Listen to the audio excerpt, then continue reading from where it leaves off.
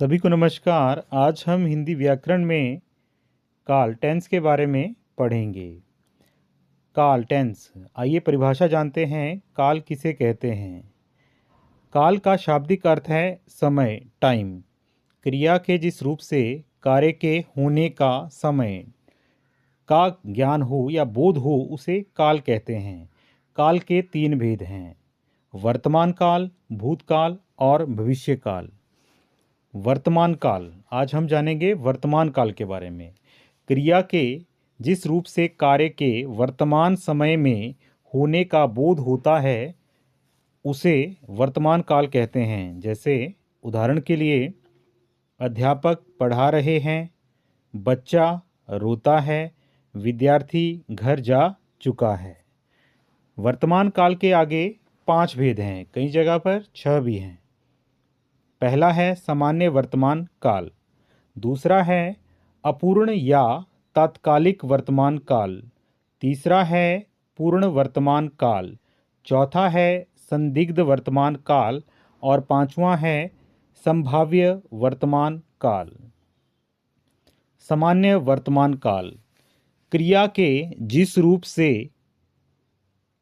किसी कार्य के वर्तमान समय में सामान्य रूप से होने का पता चलता है उसे सामान्य वर्तमान काल कहते हैं। इसमें कार्य पूरा हुआ या नहीं यह स्पष्ट नहीं होता है।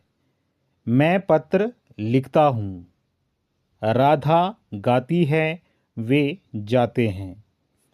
दूसरा है अपूर्ण या तात्कालिक वर्तमान काल, क्रिया के जिस रूप से कार्य के वर्तमान समय में सतत, कॉन्टिन्यूसली, निरंतर रूप से चलते रहने का बोध होता है उसे अपूर्ण वर्तमान काल कहते हैं। जैसे वह पढ़ रहा है, मोहन दौड़ रहा है, मैं जा रहा हूँ।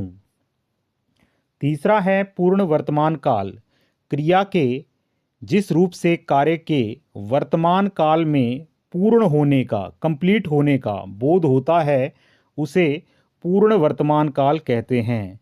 जैसे फॉर एग्जाम्पल, राम ने रोटी खाई, रमेश ने ग्रंथ पढ़े, मोहन जा चुका है, मैंने खाना खा लिया है।